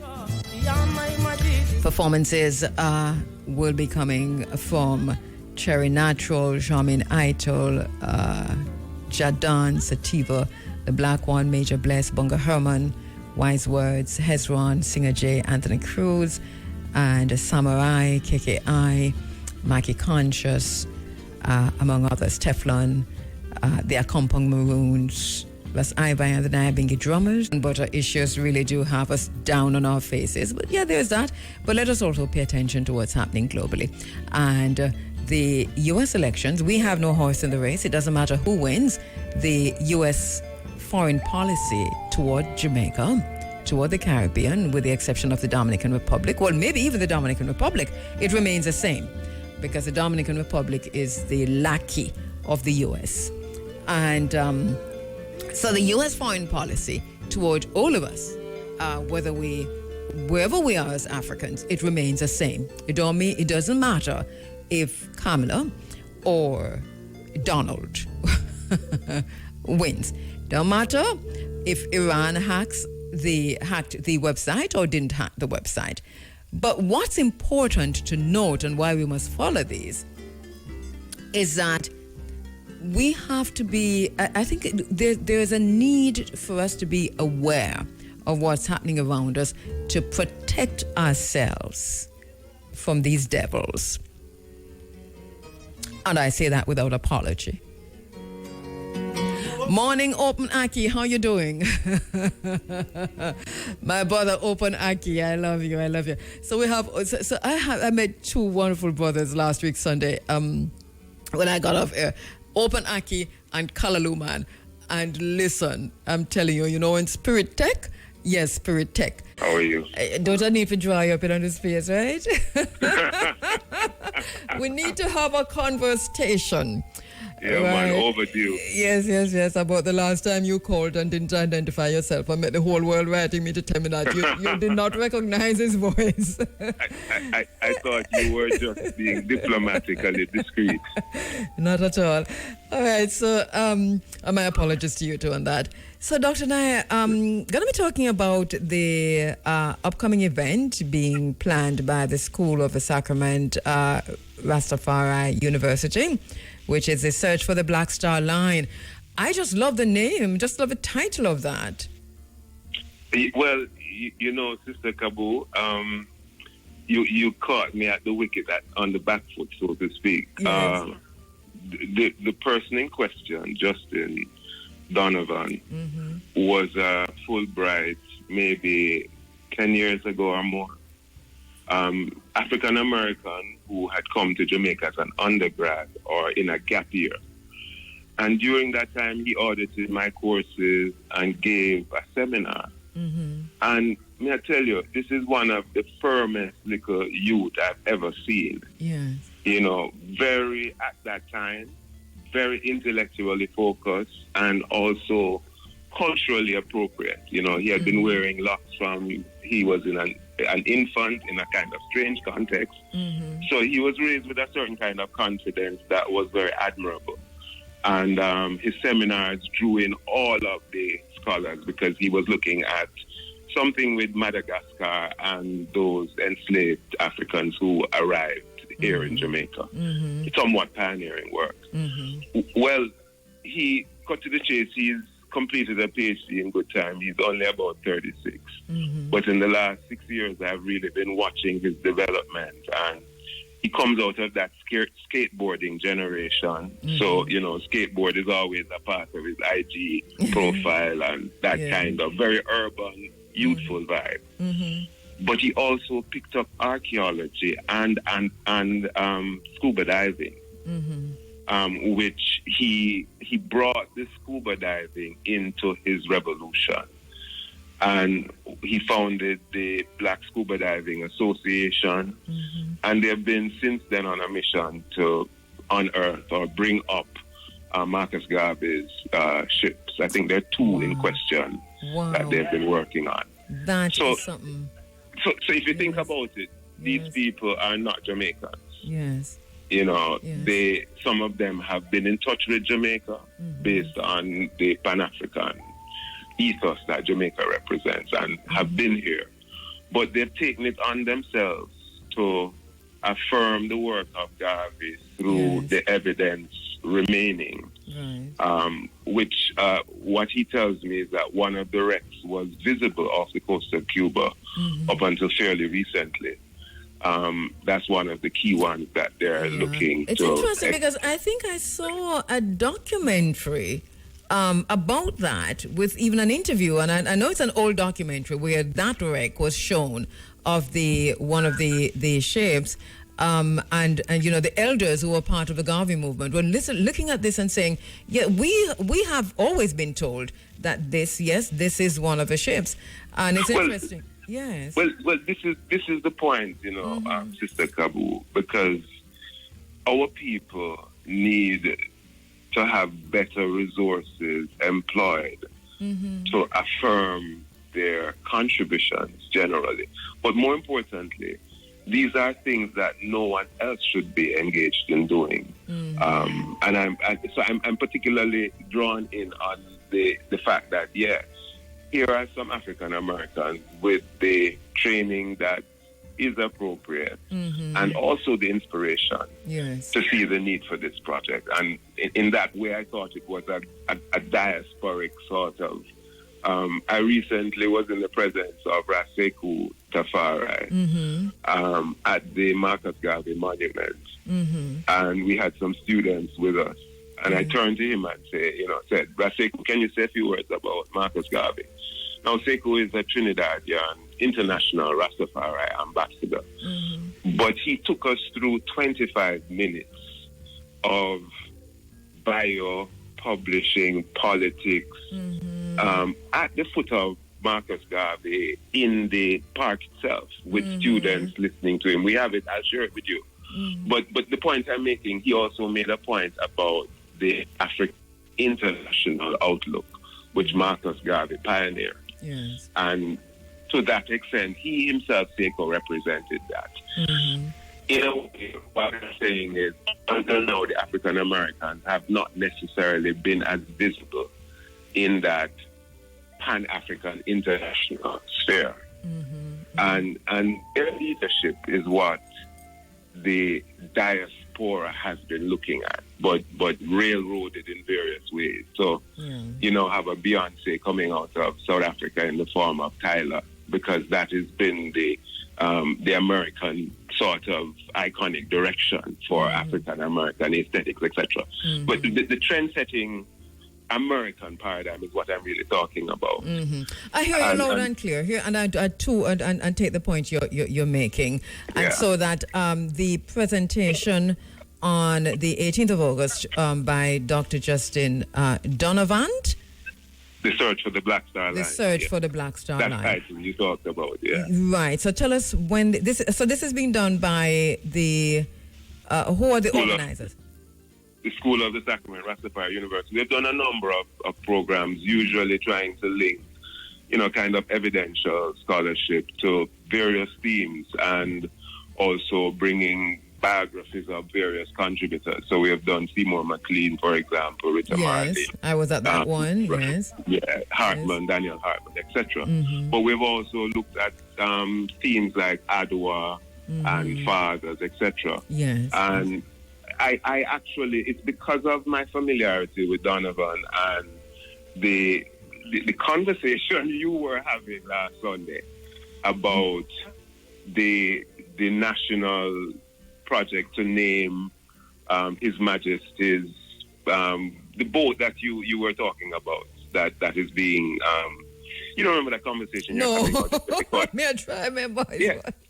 They're naming something His Majesty's Garvey boat or something like that. Oh yes, here in Jamaica, his the name Marcus Garvey. His royal His Majesty Jamaica's Marcus Garvey boat or something to that effect. Yeah. And you know, when I heard you, because I can only think of one His Majesty. That's why I went off.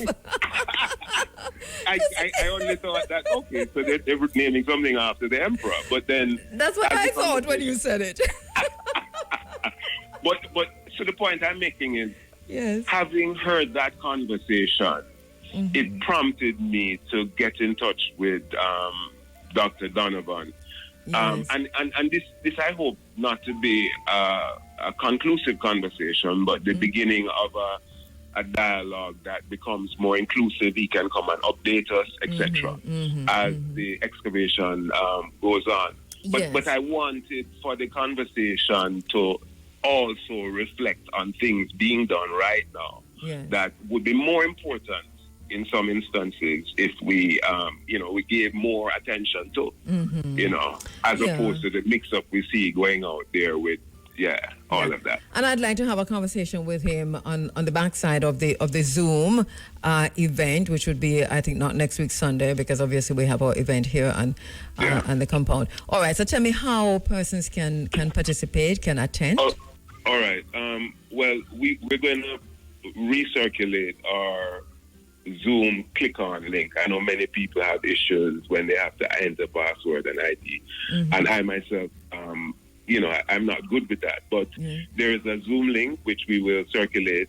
I'll share it with you as well, and it's on Sunday the 18th at 4 o'clock Jamaica time, and it's really just about turning up and being prepared to share the conversation that I hope continues.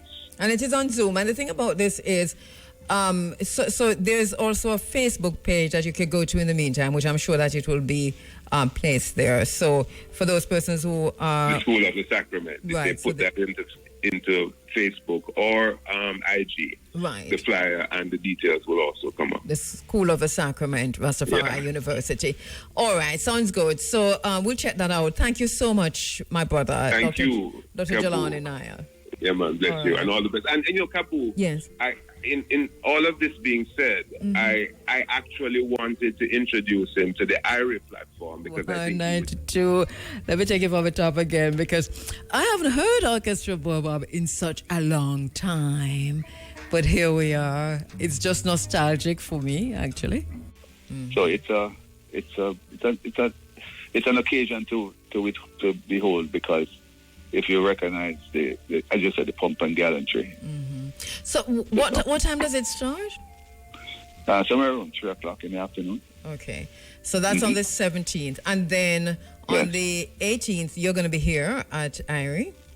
Absolutely. Every year I'm there. Okay. With it, and it's kind of unique. You get to see the mayor's garb, if you want to put it that way, and the chain. I'll be displaying the chain, the mayor's chain, the gold chain. Yes. And I'll be reading a message from that talks about the whole Marcus Garvey ism, and I think some reparations, talk about some reparations and things of that nature. Okay. And where we are as a people, recognizing where we need to be as a country. Okay. So we look forward to seeing you on Sunday, Mayor Bell Navis, and also on the 17th at the St. Anne's Bay Library, where there's this big statue of Mortimer Marcus Messiah Garvey. Thank you so much for linking. And you guys have always done a fantastic job in Ocherous there with recognizing Marcus Garvey and his birthday. No other station, no other group does it the way you guys do it. And you've been doing it for several years now. So more kudos to you and keep up the good work because you really are committed to a cause, and the cause is a dear and trusted one. It is true. Thank you so much. Thank you so much. All right. Enjoy your Sunday. Yes. And sorry you can't see at Fuwisinting, but we'll see you on the 17th up in St. Anne's Bay. All right. Absolutely. Mayor Bell Navis there. And as you heard, the 17th of August, the tribute to honoring and celebrating Mortimer Marcus Messiah Garvey is happening in St. Anne's Bay. Yes, usually with a lot of pomp and pageantry, and we look forward to that every year. And then right after that, he'll be here at IRI FM delivering the mayor's message. That's on the 18th. We just second the mayor to and to give kudos to IRI FM and specifically to the managing director of IRI FM, Debbie Ndewar, who continues the tradition of the founder of IRI FM, Carl Young, in ensuring that Mortimer Marcus Messiah Garvey is celebrated here at IRI FM. To Debbie and the team, the breaking news we see coming out of out of France. The Eiffel Tower has been evacuated after a man was spotted climbing the landmark. So that must be the final act of the Olympics. I don't know. France has been such a debacle. I've never seen it's a comedy of errors at this 33rd Olympiad. Died in a fire at her home in Cromwelland District, Highgate, yesterday, Saturday morning. The police are reporting that about 3:17 a.m., residents saw fire coming from her home and called the fire department. The fire was extinguished, and during the cooling down exercises, Ms. Mills' charred remains were discovered.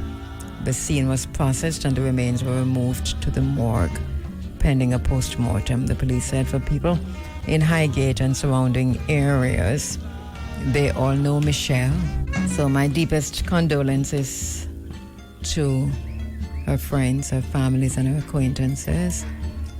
I didn't know her personally, but I know so many people who have spoken about her, who know her, who have met her, who have come in contact with her. And while I say this, I also want to say that we have to pay attention to our relatives who might be going through having mental health issues. And there is here on the island of Jamaica,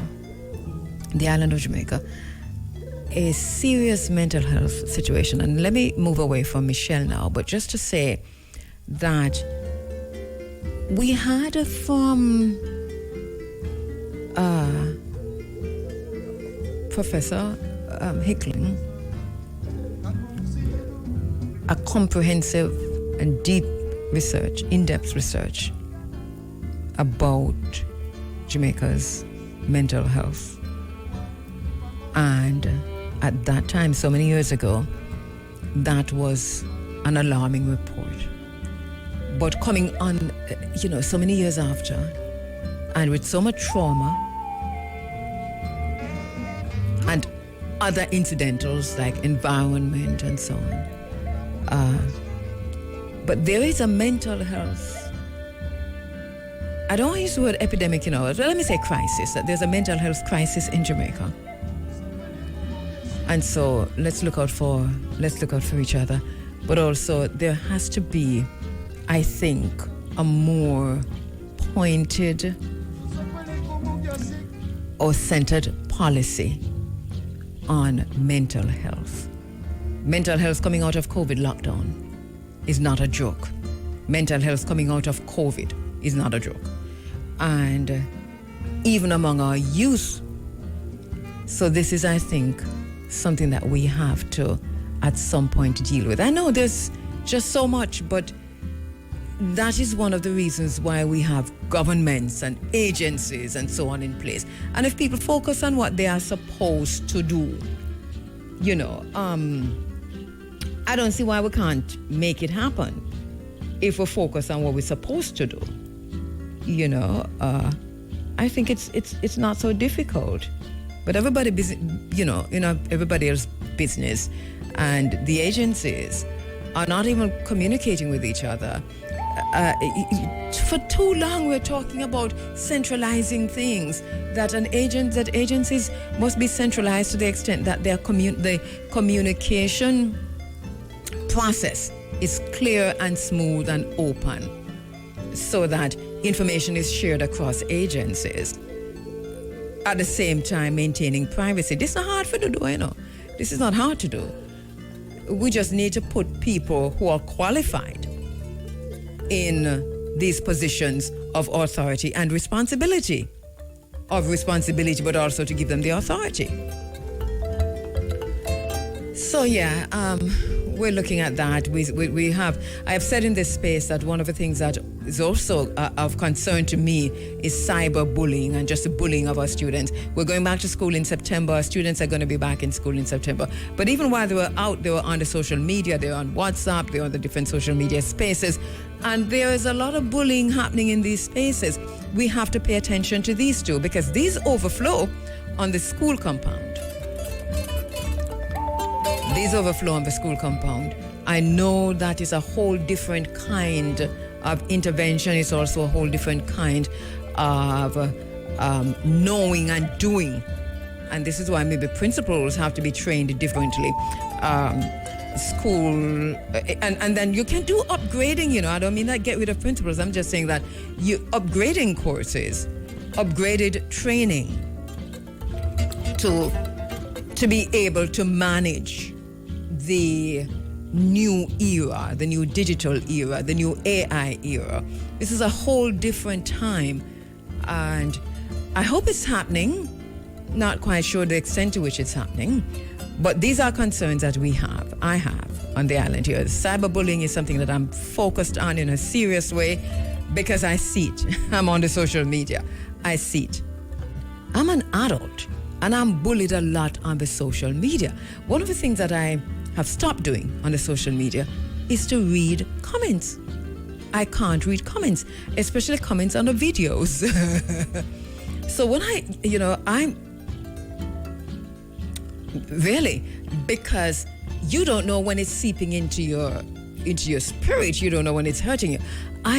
Just to be bullied online as an adult for me is a massive thing. So I can just imagine how teenagers are trying to it's a minefield for them.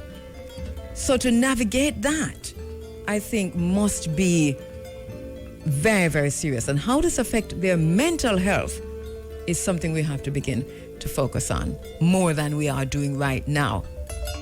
So guidance counselors have to be trained differently. It can't just be about psychology alone. It must be about AI and social media. In other words, a knowledge of that to understand what a child might be going through. Because a child might read a negative comment, online, and doesn't even realize that that is what has sent them into depression. And so it needs a pulling apart, just holding a thread and pulling it apart until you get to it. So too many of us are walking around depressed because of that addiction that we have to the social media, and we have to understand that it is as addictive as cocaine. That's another thing that we don't talk about enough, that the social media, that the phones, the smartphones that we have in our hands, the social media is as addictive as cocaine. If you don't look at it for 5 minutes, you find your hand and reach for it. And so that we have to train ourselves and train our children to take breaks and to ensure that those breaks are implemented. It is very, very serious. So these are the times we're living in. 5 minutes going up to 10 o'clock. Well, the mountain men and women have far to go. That's those of us who are heading off to Portland, to Fuisinting.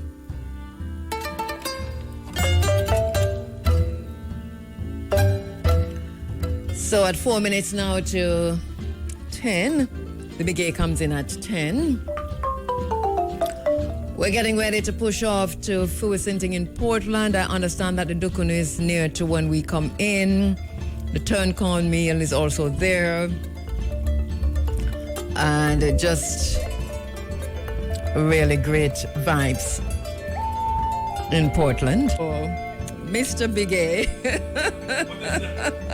For the Honorable Mr. Reggae, who congratulations, sir. I just like to say, and you've heard that Reggae is being awarded by the government of Jamaica a badge of honor that, these awards are announced on Independence Day. They're usually given out on Heroes Day, so that he'll be collecting that on Heroes Day. We can't wait for Stephen and Jacket and tie on him something there, going up. Jacket and tie on them things every day. Suited and booted, and we don't know it going on. We know that you can do it. But anyway, as I said to you, Biggie, well deserved.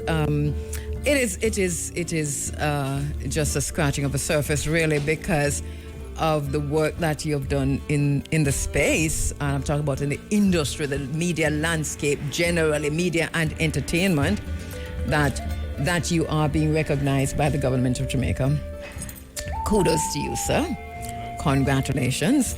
And do you want to say anything to the people?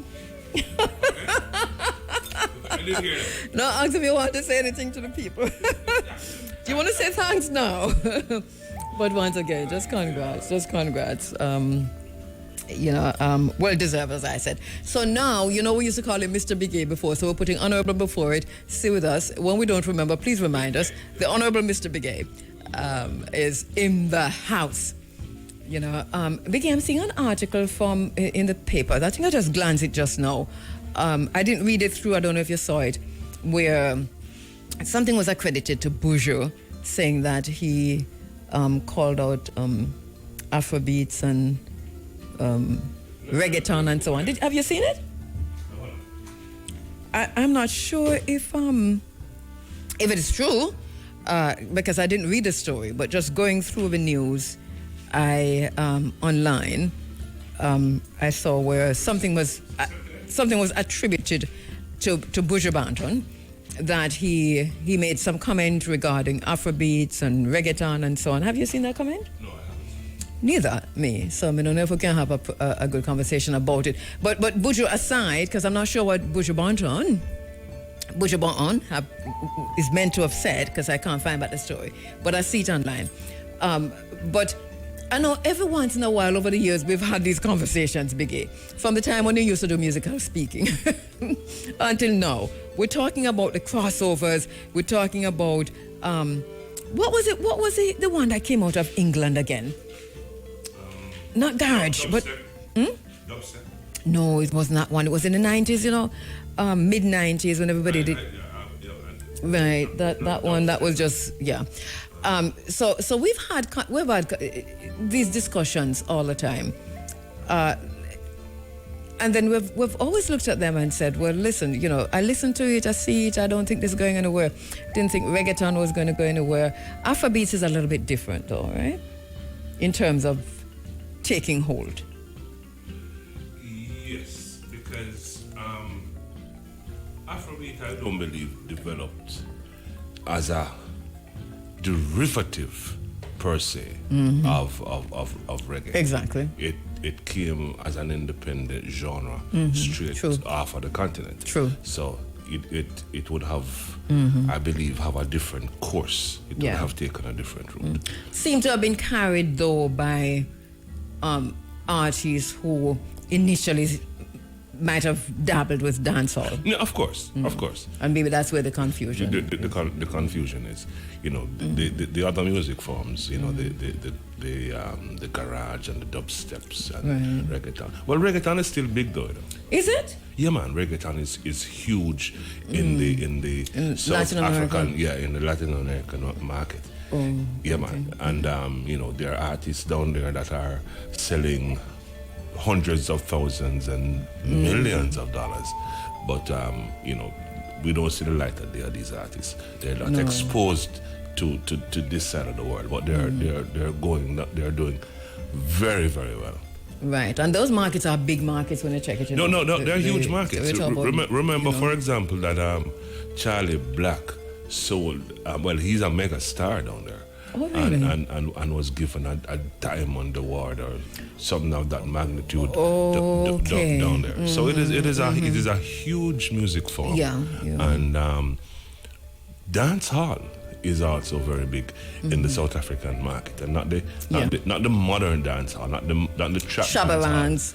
No, the dance hall of the 80s and the 90s and the early 2000s are very, very big. And we're not talking about the adult market. We're talking about the teenagers. Yes, true. They're big there. Yeah. I was in shock. My first experience in a nightclub in Costa Rica, and by extension, we had gone down to.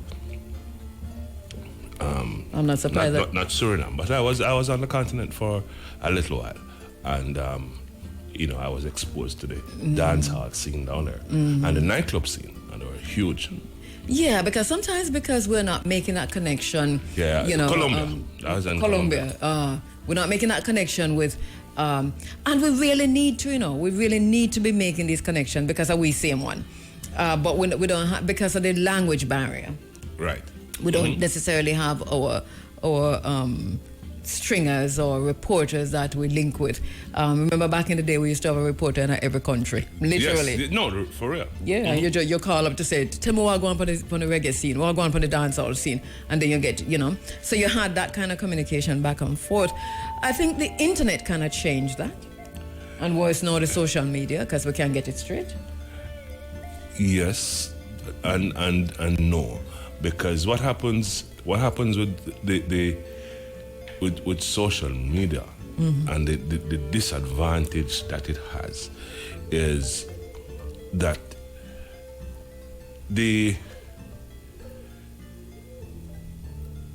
put it this way, you know if you have a kid and you give him a bowl of frosted flakes and a bowl of steamed vegetables, and you ask him to choose, automatically him going to choose the bowl of cereal, right? And then, but we know which one is healthier. Well, I think this is what social media does. It promotes the instant gratification and that kind of thing, the thing that is going to garner likes and shares and posts, and then the real substance is hidden somewhere down at the back, and you have to dig and dig and dig and dig, right? And so you still have a lot of the real substance, things that are happening on the ground that don't get the public attention because it is not like worthy and it don't have the instant gratification. It is true. That is a really serious commentary because the question is, to what extent does this then become, the subculture becomes a culture?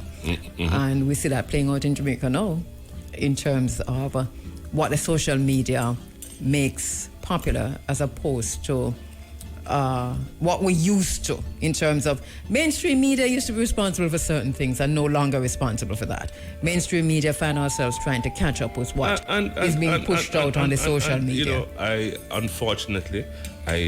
that is so true. And you know, as I always say though, that social media has failed dancehall and failed reggae per se. It has promoted. You said failed. Failed. Social media has failed reggae music and dancehall. It has really not made any stars for us up to this point anyway. And what are stars for like a Gen Z, not a millennial, but a Gen Z, Gen Alpha crowd? Right. What are stars? Because, I mean, I think their stars are more disposable than even our stars. Well, I don't know if then you can call a star a disposable item. Yes, you can. This is what you're star for a minute. Yeah? You're star for a minute. You can't. You blaze out quick. You're like a meteor, like the meteor show we're gonna have tonight. I don't know that is. Also, so shouldn't say star, then we should say meteor. I'm meteor. You know, I like a, you know, like a starlight, really. Right. Yeah, that's not a star, but you're a starlight. Right. You just blaze for a minute, and then you're out. Yes, shine. It is true, and we see this happening generally. But then you have powerhouses like a Taylor Swift and a Beyonce. Who come and go with the seasons, and then you wonder what's keeping them. They're always there. Yeah, what's keeping them? There was like a J-Lo who is fizzing out like crazy, almost like a flash. But at least she's been there for a minute. She's been there for a minute. That is true. She's been there for a minute. Yeah. And then I'm saying I don't know if the same can be said. You know, I said that you know, social media has failed reggae. I don't know if that can be. I have not examined it carefully enough to say that this is true for the other genres. Yeah. But I know in our space. You said for reggae and for and yeah, man, we have not. It has not made any stars. So does that mean that mainstream media has also failed reggae and dancehall? No. Since it's also not making any stars, which it used to.